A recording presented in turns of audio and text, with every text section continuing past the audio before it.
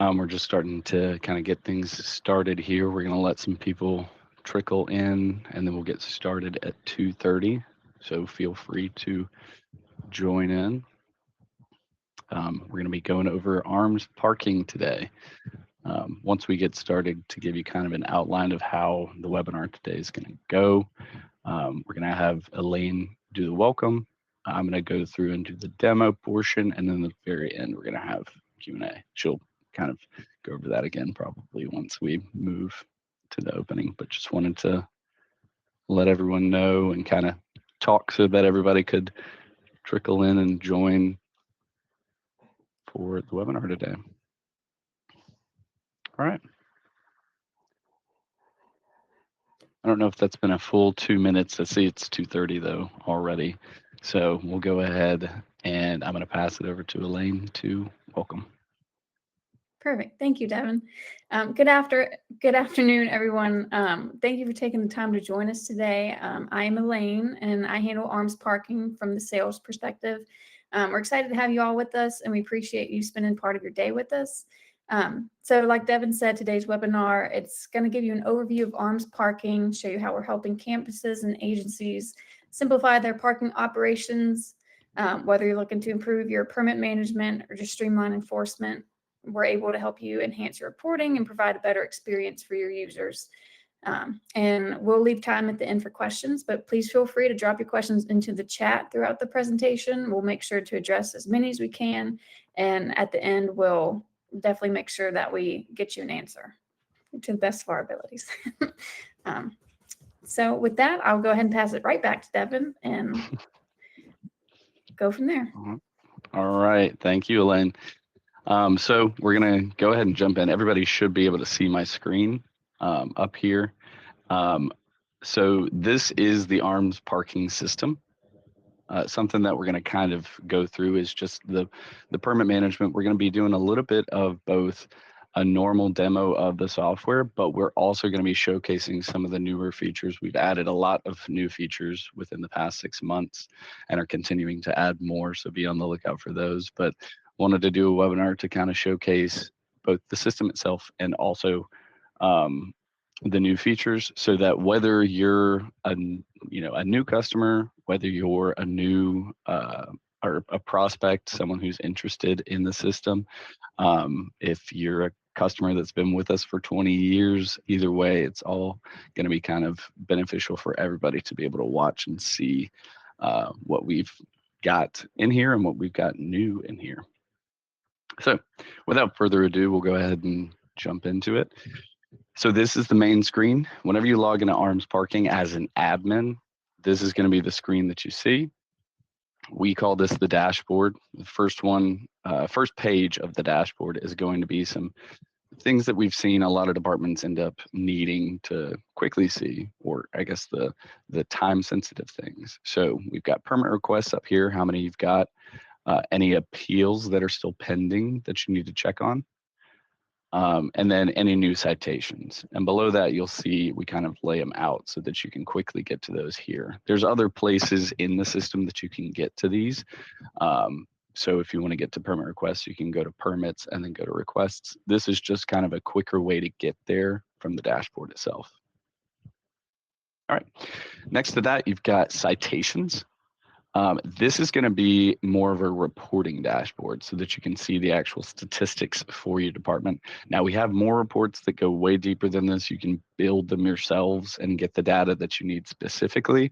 This is more of what we've seen all of the departments that we have and what their normal reports that they want to run, what data they want to see mostly on here. So for citations, you've got revenue by month, and it even compares it by year. So you can see green right here is going to be how much revenue was made for citations in this system. Then blue would be from 2024 for that same month. Red would be for 2025 for all those same months. And you've got top 10 violations over here, top 10 locations, revenue by officer, and revenue per handheld device. Right, same thing for the permits. And I forgot to mention up here at the top, you've got where you can choose your date range. You can do 1 year, 6 months, last 3 months or just last month. You can also save this search. This will save it for you specifically.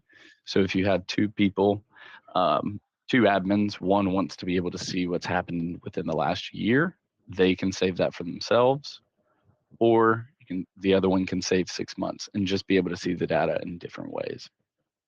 But same thing for permits, seeing the revenue for permit sales. This probably looks like a lot of people's, if you're a campus or university, where permit sales are going to be showing up at a lot higher than all the other months in August. All right. So before we jump into the next portion of it, just to kind of tell you guys about the parking system itself. This is what you're going to find in any parking system. These four main sections. That's going to be persons, permits, vehicles, and citations. All of those are going to exist in pretty much every parking software there is, because those are the four main sections of keeping track of it in the system. And we we made it to where these are as similar as possible in the UI, the user interface, so that it's easy for someone to jump in and be able to already know how it works, already know how different sections work. So to give you kind of an example, we're looking at the person tab. It gives kind of a spreadsheet down here of all of the different sections. You can filter up at the top and search by certain things. You can click plus to add new, or plus new to add a new person in here. If we go down a permit list, this looks the same. Vehicles also looks the same. Same use case too. Another plus new button up here to add a new vehicle. Then if you go into one of these, you'll actually get to see how the details portion also looks very similar. You've got all the data up at the top specific to this specific item. So this person, all their address information, phone number, all their information's up at the top. Then below that is where you'll see what's linked to them. So here's all of their accounting information, their vehicles that they have linked to them, their permits, citations, and so on. Then if we clicked on a permit, that'll bring you to the permit page. You can get here from coming to the permit list too. And similar to the person details, the permit details are going to show you all the information about the permit up at the top, person details below, and then vehicles that it's linked to, any citations that it has, anything linked to it. So the top part's going to always show the details of that specific item. And then below that is going to be what is that connected to, what all is connected to that item. All right, a few things I want to talk about on the person tab specifically. So when you are trying to get all the people in the system, we have two different ways to import people. One is going to be manual, just coming to more, going to import. You would want to get a CSV file from wherever your users are held, the accounts and stuff like that. Normally for colleges and universities, you would use a student account software like Banner or PeopleSoft, or there's countless ones of them, but all you would need to do is get a CSV file from them with name, email, address. There's tons of different things that you can pull into the system just to fill it out, but names and emails and the actual type of user, like faculty, staff, or student, or something like that you can all pull in with a CSV file right here. You can also download a template of it just to see what all you can pull in. And you can even see the import history. So if you do upload a file, you can go there to see if something failed to import, see how many names imported or anything like that. The other option for importing people, and the better option if you're able to do it, is the API. So you can have your IT department or team set up an API between whatever software is holding that user data and have it automatically import in. Normally departments will do automatically at 2 a.m. every night. They'll update, students or end users or whoever you're pulling into the system. That way you just keep an up-to-date list. And also something to mention, if you are using our CAD RMS software, this will also link to that. So if you're importing in people information or students or anything like that into this system, it can link to the CAD RMS to where when an officer searches for a person to add to a case report, that name, if that name exists in the parking system, then all their information can be pulled into the RMS side too. All right, one other thing to mention on the person tab, you can also set up SSO, which is single sign-on for departments. Normally universities and campuses will do that. I think pretty much every single one of them does it because it makes the process way easier. But it makes it to where if a student needs to log in, or faculty staff, really anybody at the school needs to log in to request a permit or pay for a citation or anything like that, they can use their single sign-on, which would be their university email login, and log in that way and get into ARMS here. So you can set that up, SSO up for this as well. All right.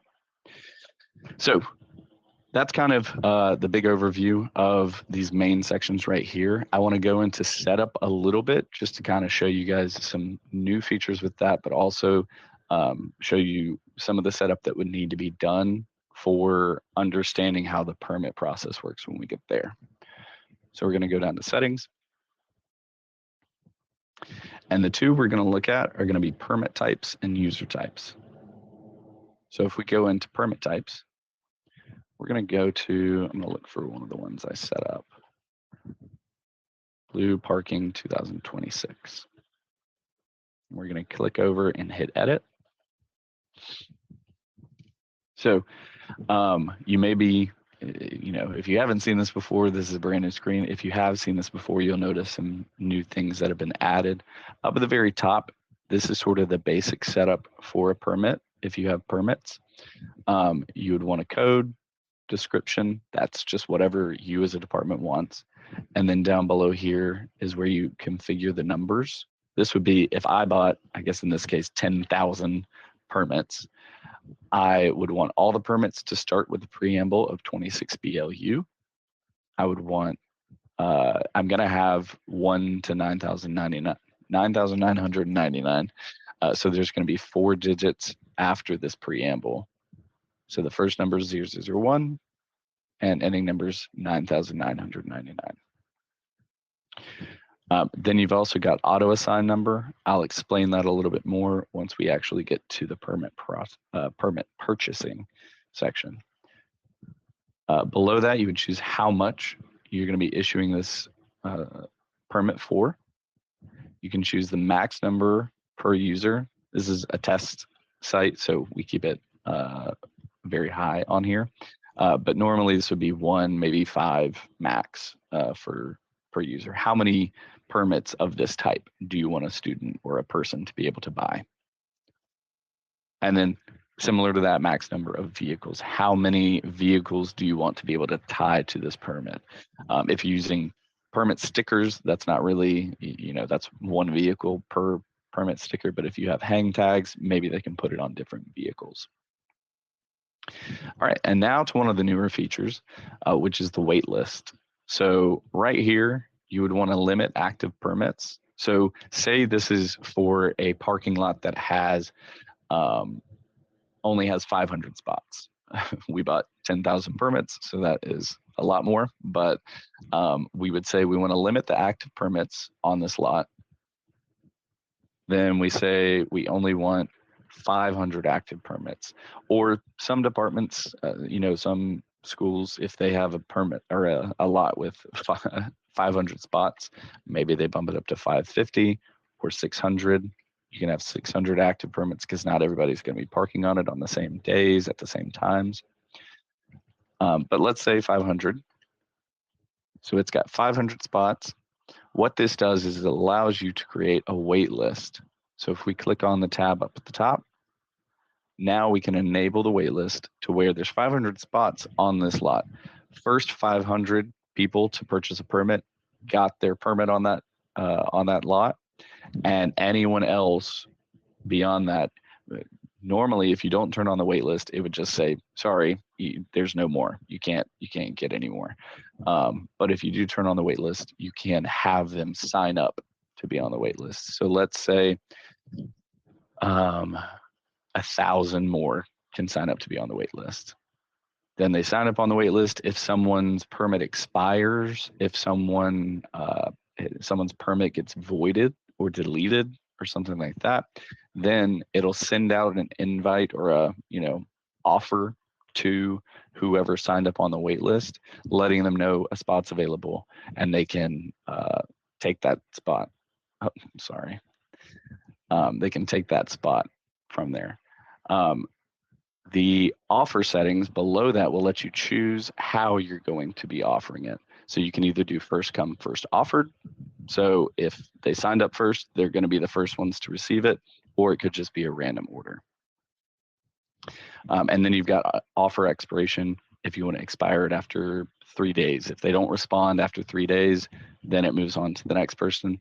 If they don't respond after 3 days, then you can choose to either remove them from the wait list or move them to the end of the wait list.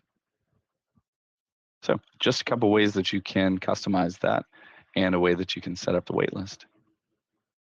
But otherwise, if you don't set up a wait list, you can just have this set up to where, everybody can buy all 10,000 of them if they want to. And then below that, you'll choose if this is available online and active. So that's the permit type setup. This is choosing what permits you want to offer to people, what parking lots you want to give permits to park in. Now the other side of that for the setup is going to be the user type. If we come in here, we go to student, edit that. This is going to show if this person is listed as a user type of student in the system, then these are the parking lots that they'd be able to purchase a permit for. These are the options that they have. You can set it up to where faculty and staff have different options. You can set it up to where guests have different options as well. So if we come up here and I try to add a new one, I can come in here and say, I want to look at this permit type. Or actually, you know what? We'll just choose one that's already in here. That'll make more sense. So a motorcycle permit in here. We'll go into edit. This is a permit type. You would choose what the permit type, issue amount. You can also override the issue amount. This is normally used for departments whenever the spring semester comes for colleges and universities. You would just half the issue amount and you would override that issue amount with the half for the new semester. Right. Then you've got is primary and secondary.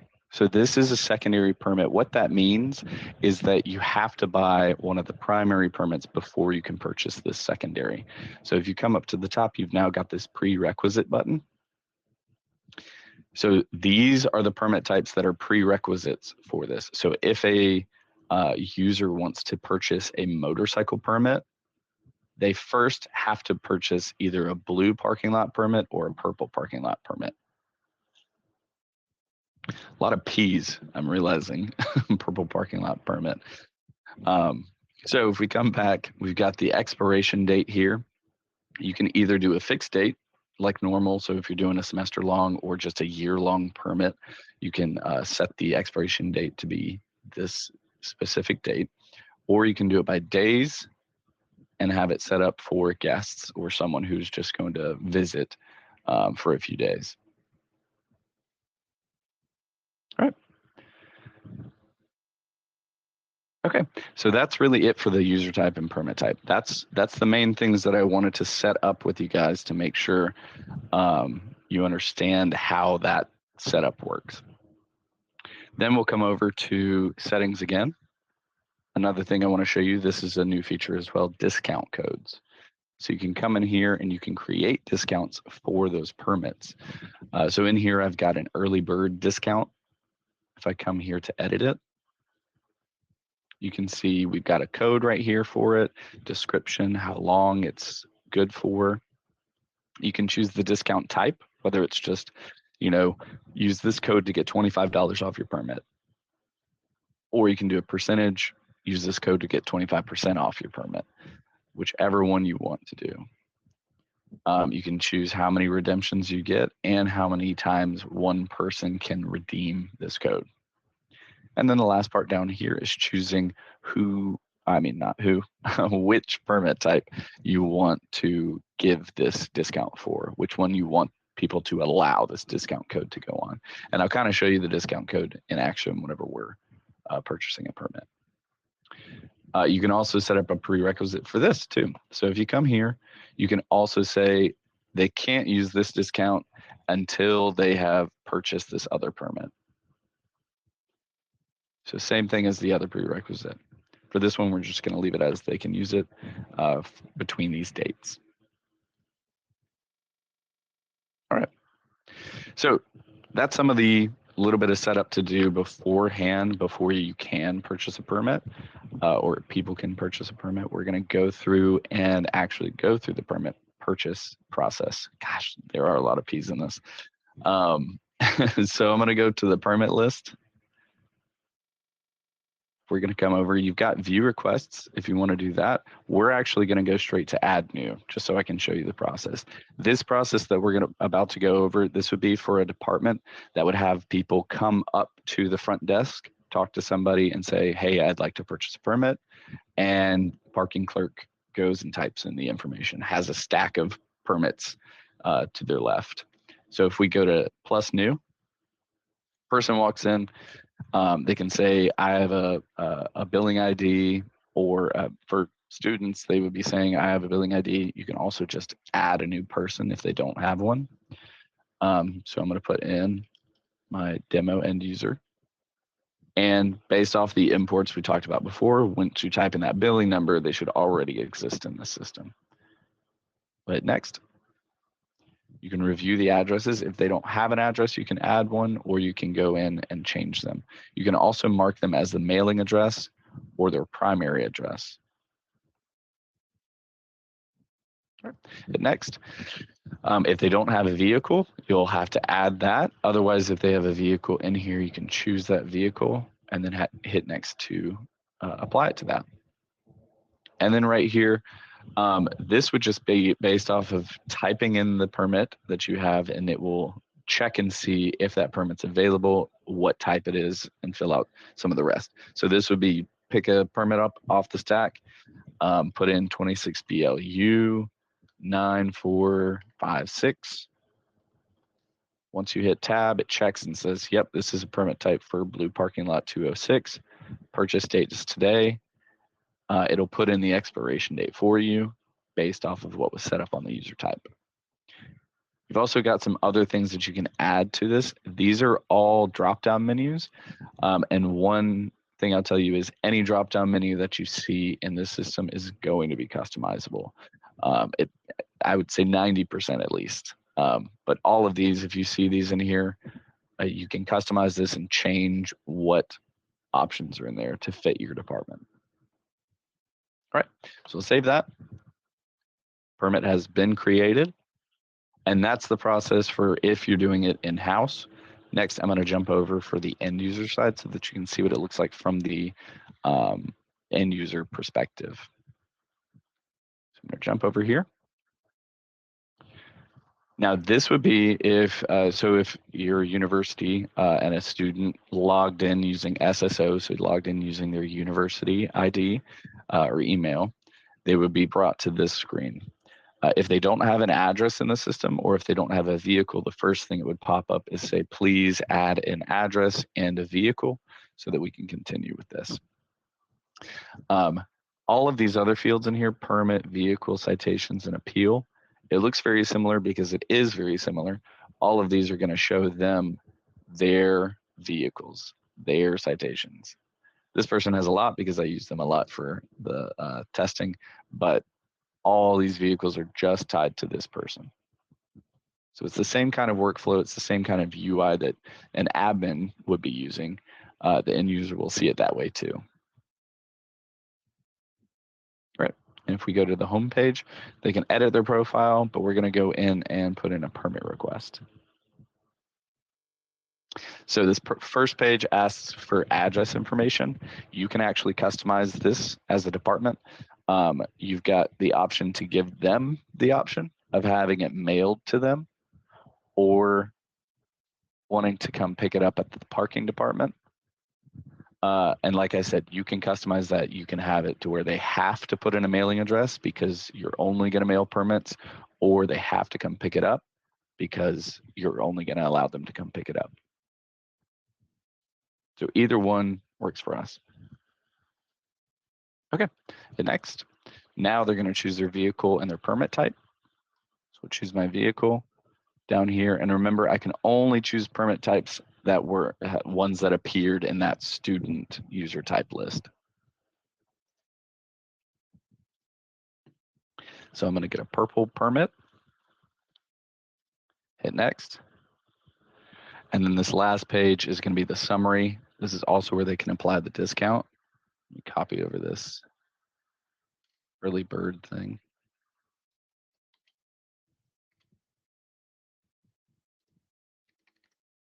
Apply a discount, $25 off. And then this is where we would get into the online payments as well.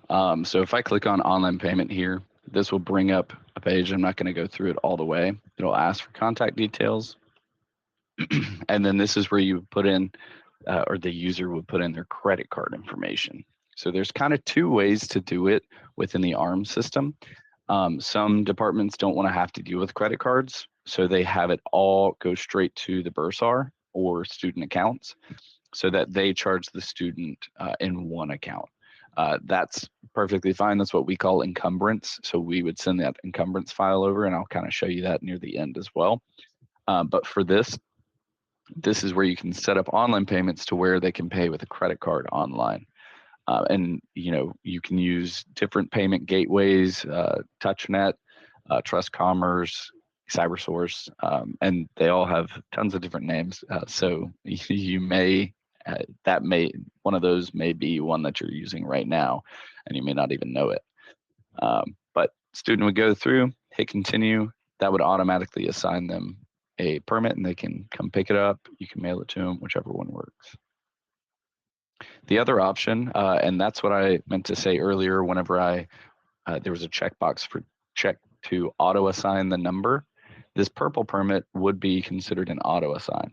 So it would automatically assign them a number, and then normally departments will mail those out to students. So they wouldn't need to come pick them up because they already know what their permit number is and send them. You can also do auto assign and just give the student their correct permit type. The other option would be if they did a permit request and did the blue parking lot, which was not auto assign.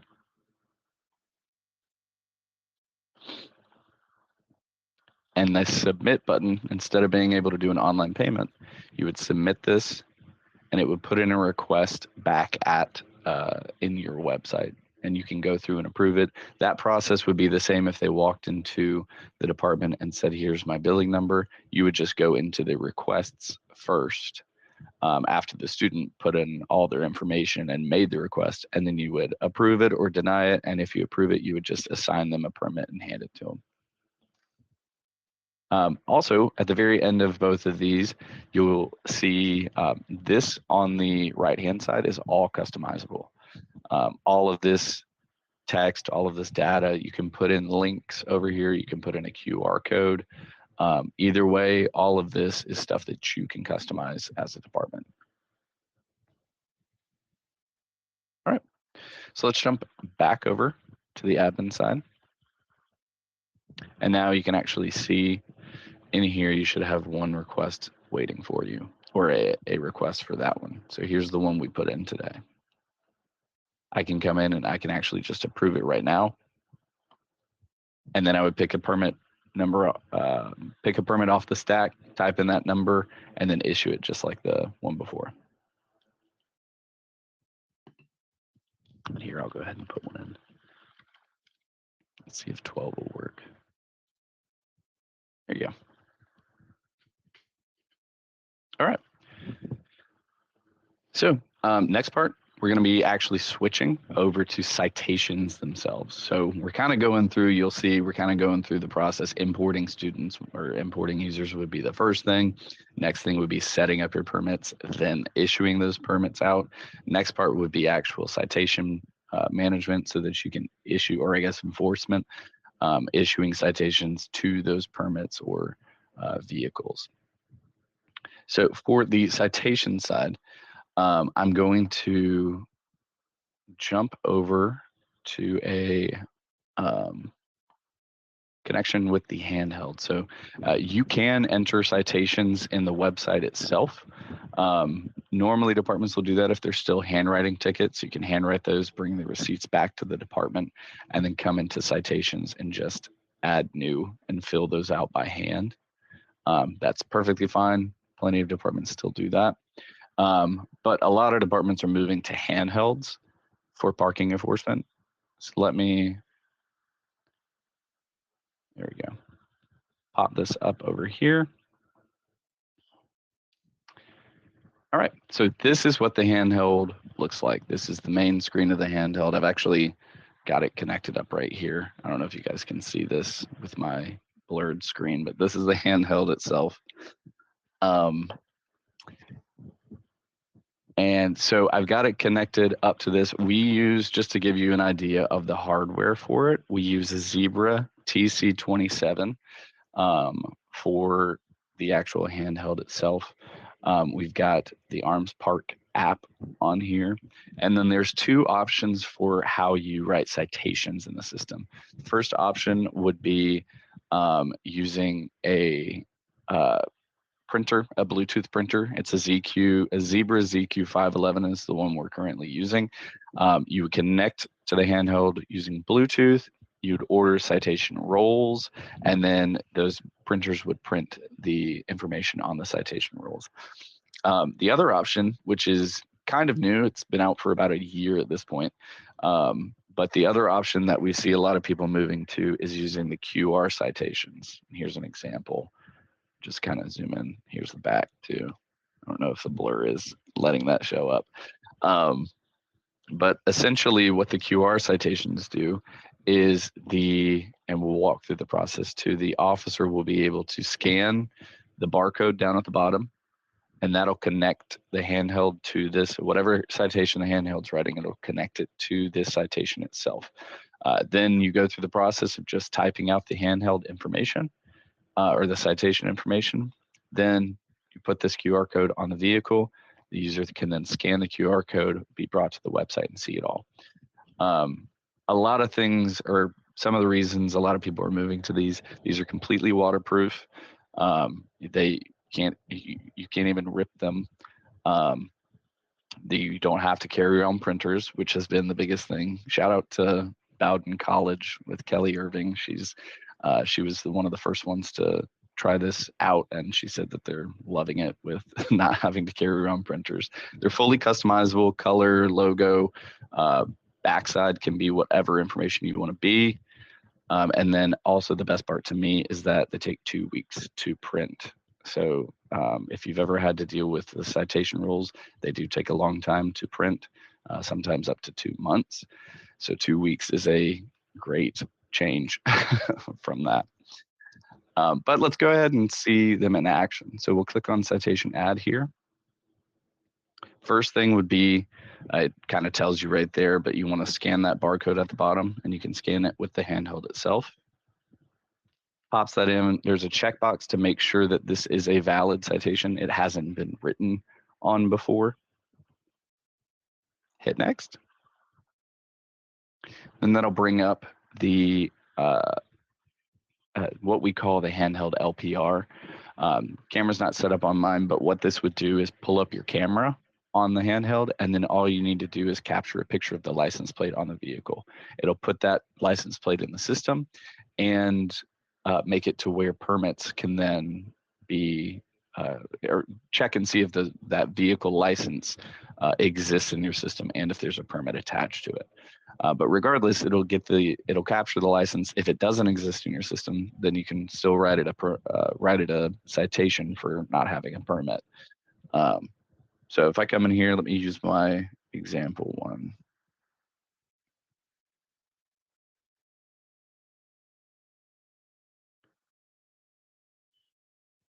I can scroll through. You can see it shows me all of the citation or all of the permits that are related to this. Let's find one from this year. Sorry, I know I type a lot of those. So it'll pop in here. If you do choose one that's expired, it'll pop up at the bottom and let you know that it's expired. This is also where it will let the officer know of any alerts for this vehicle or anything like that. All right. Next page, you'll choose the location. We'll choose one of these. Let me do, let's do Anderson Hall. We'll choose a violation. You can choose up to 4 violations for this. We'll do parked in a handicap spot and parked illegally. Next. Next would be where you can take a photo. So that license photo is automatically going to assign to the citation or be connected to the citation. You can also take more photos if you want to take photos of a handicapped vehicle, a vehicle parked in a handicap spot. You can do that. All of that will connect to the citation. Students won't be able to see that if they go online to look at it, but your department will be able to see those photos. Choose a comment. Like I said, all drop downs are open and you can customize them. This is just where you can pick a comment to go here. We'll go to notes. You can type out any extra notes that you want to show up on the handheld or on the citation. All right, summary at the very end and finish. So a citation is created. You can go back to the home page. It'll ask if you want to go ahead and check any unsynced citations, or you can hit remind me after 1 hour. I'll hit remind me. You can also come up to unsynced citations right here and go in and make a change to them if you need to. So if there's one that hasn't synced yet and you need to make a change on the handheld, you can come in and make that change. You can sync them individually in here as well. Or you can always go back to sync process down at the bottom. That sync process, what it's doing is it's syncing the website we've been looking at with the handheld itself, pulling any new permits, any new information added to the website to the to the handheld, and any new information added to the handheld will get synced back over to the website. One thing to also note, so these devices can be set up for cellular if your department wants to do that. They come with Wi-Fi, and we kind of built this to be able to work fine with Wi-Fi to where if you're in a parking lot without any kind of internet connection, you can still write as many citations as you want to. And when you do get that internet connection back, that's when you click this sync process button, and it'll go through and sync up the website and the citation together. I'll go ahead and click sync all just so you can see. It even shows you all of the values that it goes through and syncs.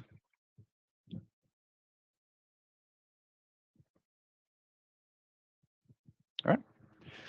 Now that we've synced that, it'll go back to the main screen. And 2 other things that I did want to show you, or actually, I'm sorry, I don't want to jump too far ahead. I am going to show you parking rights and timed parking, but I want to jump back over to our website because I want to show you what this would look like from the user's perspective. So user now has a citation sitting on their windshield. When they find it, they'll scan the QR code and it'll bring them to this website. And actually, I'm going to change this a little bit just to make sure, or just to show you the exact same one that we just wrote. So this is the one we just wrote over on the other side, permit information, vehicle information. If this person has a login, they can go to the login and do that, or log in first. They can also just add to cart so they can pay for it right now for, guests or someone that would need to pay it. And one thing to note in this is that we don't put any kind of personal information on this.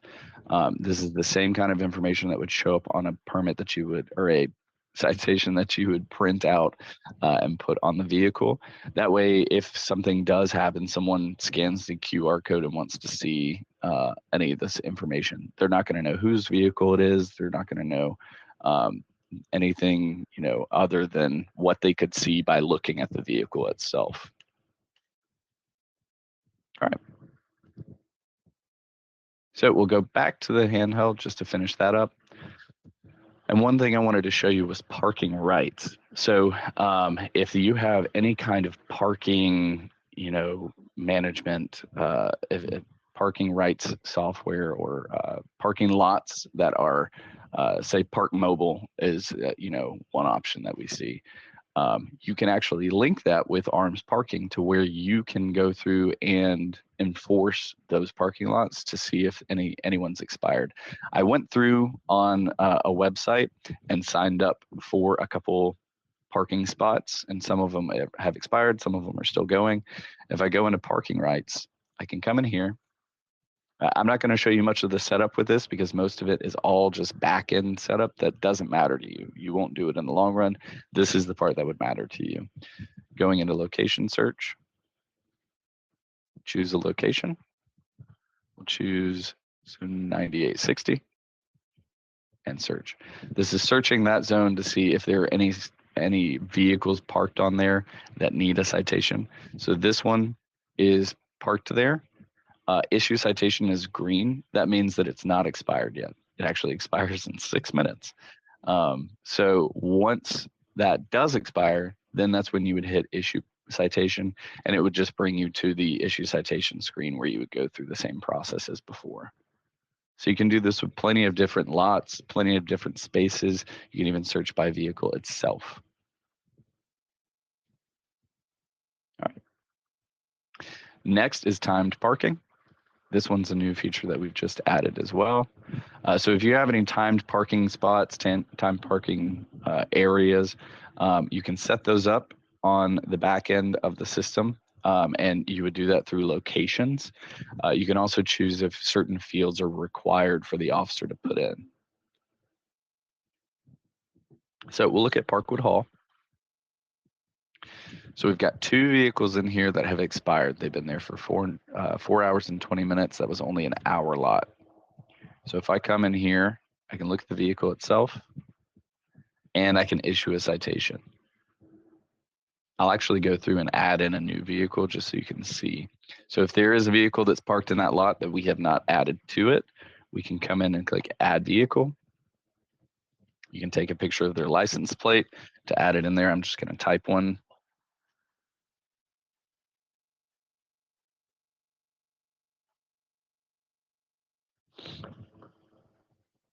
All right, added my license in there.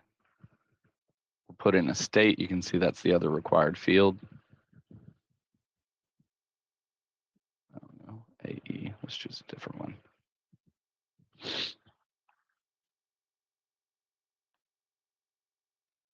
Do Arizona. You can put in the space. So what space are they parked in? We'll say 960. Oh wait, I need to type it on here, sorry. 960. You can also require officers to put in the space. You can require them to put in the valve stem. So where are the valve stems located? This is the left front. You can click on right front over here, rear right, and left right. That way you can track and make sure you know that this car hasn't moved, like, stopped parking there and then changed parking there, or, checking to make sure that they did do that to make sure. You can also take a photo of the car and save it to that record as well.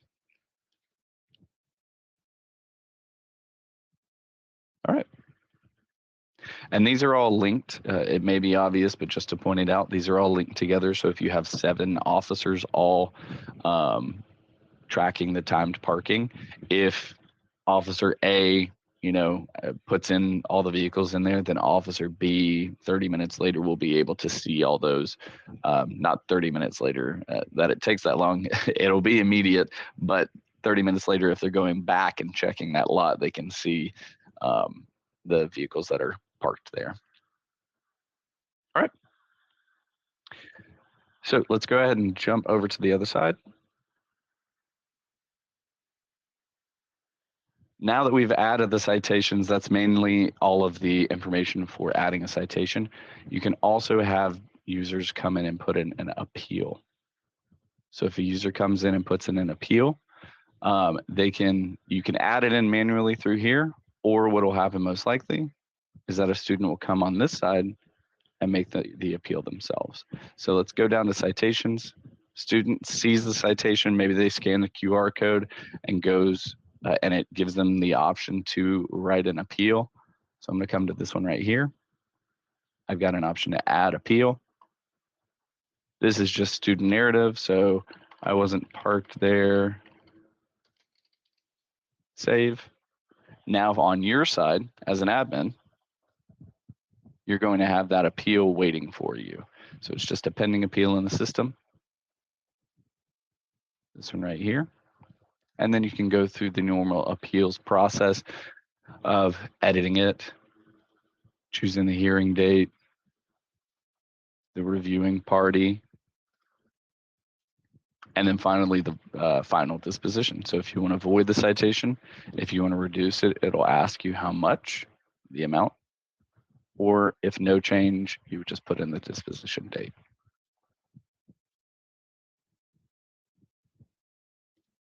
All right.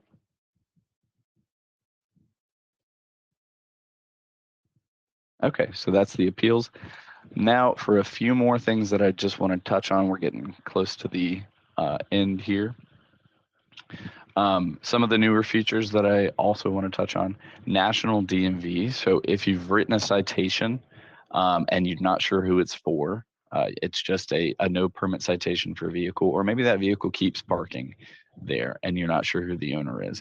You can set up national DMV. Now this does have a cost to it with being able to pull back returns. I think it's less than $2 if you do get a return on it, and it'll run every night at 2 a.m. to check and see anyone who is missing information in the system, checking that license plate and seeing if they can find the DMV information to fill it out for you in the system. So that way, then you'd be able to reach out and try and find that person to get them to pay for the citations that they need to. All right. Another thing, another new item related to citations being issued is late fees. You can come to late fees and set these up. You can set up different levels. So after one level, and just to be clear, this wouldn't work with anyone using encumbrance. This would have to be people using online payments. If a citation hasn't been paid in 30 days, it'll add a late fee of $25. This one here is level 2. So after 60 days, it would add another late fee of $50. You would set up what your rules are here, and you can do assess fees now, or just change the assessment settings to where it's based off of all violations or just first violations, or it's based off of final disposition date or the issued date. And that would just automatically run in the background. After 30 days, that late fee would be added to it. All right, let's go back to settings. Last thing we're going to look at, and I'll try and make it quick. I think I've talked too much. But in here, we've got the letters set up. Statements and notices. These would be for reaching out and sending things to people to let them know what they have paid for, what what they've paid for, or what just their transactions have been through for the years or whatever timeline. Notices would be sending out a notice of you need to pay these citations or something like that. But the cool thing about this, what I really like about it, is just the customization customization of it. It's got so many potential options with it. If we go into letter templates, we use notice of denied appeal right here. This is one that I set up. I can edit it. You can change the wording in here and create this letter yourself. You can put a department header in here. You can also come over to categories over here and choose different fields to automatically put in for people. So hello, full name is a field that I put in. And then down here, find your citation and appeal information below. You can choose the citation number. That way it will be customized to that person whenever it sends to them. So to give you an example of this, let me go to an actual appeal. And I need it to show all.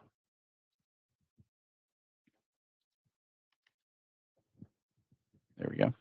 So if I go to an actual appeal, this person got their appeal denied. So now we can come in and go up to print email. And this is something you could do after you issue the appeal. You would come down to process template. You can either print it out on a PDF and mail it to them, or you can email it straight to them. Then you would do notice of denied appeal. Choose whatever template you wanted to use. All right. And then once you do that, they'll receive an email. It should be the same thing. So this is what that email would look like. All of your wording up at the top would be whatever you customized it to be. Coming down here would have the citation information and whatever information you added to it. All right. Similar to that, if we go to template tables, you can set up different tables that you can attach to different letters. So here we can go into edit. And this is as simple as just choosing what fields you want to show up there and what column headers you want. It's very simple, choosing the table itself. And then whenever you go back over to the letter templates, this is where you can choose, let's do the citation limit warning.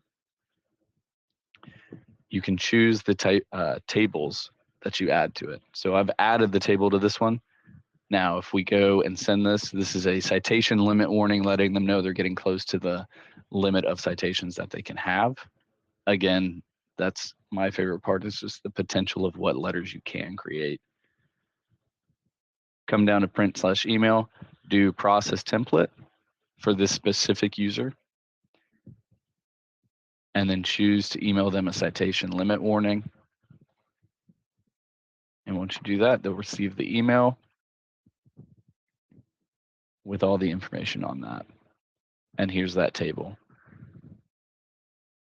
That limit is pretty high up if they're allowed to get that many citations. All right. The letters and setup was one of the last things. My very last thing is to let you know, at the end of all this, as we went through the process of writing or giving out permits, importing students, then giving out permits, then writing citations for those permits, then appealing those permits, then sending letters out about, or appealing those citations and then sending letters about those citations. If you are not using online payments, last process would involve encumbrance history. You can come in here and download. This is every night at 2 a.m.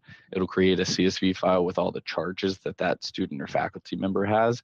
You can download that CSV and send it over to your student accounts, or just like the import, you can set up the API to automatically send those over and they automatically get billed. All right, so that's it. I'm gonna go ahead and go back to looking at this screen. So now we're going to be moving over to the Q&A portion of it. Hopefully everybody is still awake and ready to continue that. I'll pass it over to Elaine, and then we'll get started with some questions. Yep. Josh has been really good about answering a lot of the questions that come through. One of the most common ones is ticket track going away? And like Josh had said, we still plan on supporting and monitoring both platforms, but our vision is to bring Ticket Track and ARMS together into a single platform. Mm-hmm. Yeah, exactly that. And sorry, I meant to even touch on that at the beginning of this, but yeah, Ticket Track's not going anywhere. Essentially what we're wanting to do is merge the two. ARMS Parking and Ticket Track both have perks and hindrances, and we want to just kind of combine them to make the best parking system that we can. The Ticket Track has a lot of features in it, and from the ARMS Parking side, we see it as a lot more, the UI helps it to be a little bit more easy to learn and easy to jump in and know how to do. So right now you can kind of see as we've added some of these features, we're adding them in a way to make them easy enough for anyone to understand how to use it. And that's kind of the goal, is taking some of the features from Ticket Track and including that in the system to kind of make the new Ticket Track be, the updated version with all the features and easy to use. Perfect. Another question that we was, do we have a supplier for reflective interior permits? Ryden no longer has the reflective stock. So Oh, another person mentioned WW&L as another vendor. yeah, that's what I was going to suggest. Ryden was going to be my first suggestion, but if they don't have that, WW&L were the ones that we usually use too. Also mentioning that when I talked about mailing out permits, those are the two that we normally go with too, Ryden and WW&L for mailing out permits. We have integrations with them to just automatically send those addresses and permit numbers over. Perfect. And I don't know if this one got answered by Josh. So the DMV, what information comes back to DPS? Name, address, telephone number? I know that it's going to be the address, and I believe it's the telephone number too, and name. I think those are the main things. What you listed are going to be the main things that come over. I'll have to check and see, and maybe we can figure out who asked the question and get back to them. But I know those are the main items that get pulled, and I'm not sure if there's anything else that would get pulled as well. Perfect. And then I'm just making sure that we've gotten most of the questions. The last one that I see, his name is Dave. He said, I really need registration information for unknown vehicles. Last year, ARMS did not permit DPS access to registration information because we're not sworn. What's the policy for leads information? Leads information. I'm not sure on that one. That may be one that we'll have to reach out and get more information from you, and yeah, kind of go from there. Perfect. Yeah. No, we'll definitely follow up with information on that one. And can we go over the QR code option in more detail? Do officers have to carry booklets of them? No, so right now, sorry, I'm leaning over to grab my stack. I've just got a stack of them right here. They're all just sort of displayed out in different cards and stuff like that. From what I've seen, other departments and the way that they use it, actually, we mail out little arms. They're called crossbody bags, but they're fanny packs. We mail out arms fanny packs so that most departments will have it to where the officer will just put the handheld and the QR citations in there and just have a big stack of them for the day. Some officers don't want to wear the fanny pack, which is understandable.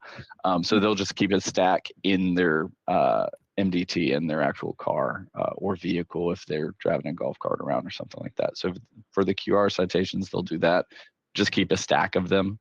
And from what I've heard, it's easier than carrying around a printer as well. But yeah, the process, just to quickly go over it again, is it's got to show you I'm hoping this, oh, there we go, kind of. There's a QR code and a barcode. So the officer will scan the barcode, type in all the citation information we went through with the handheld, and once they hit save and sync, it will link that QR code above the barcode with the website. So then they'll put the QR code on the windshield of that car. Like I said, it's waterproof, so you don't have to worry about that.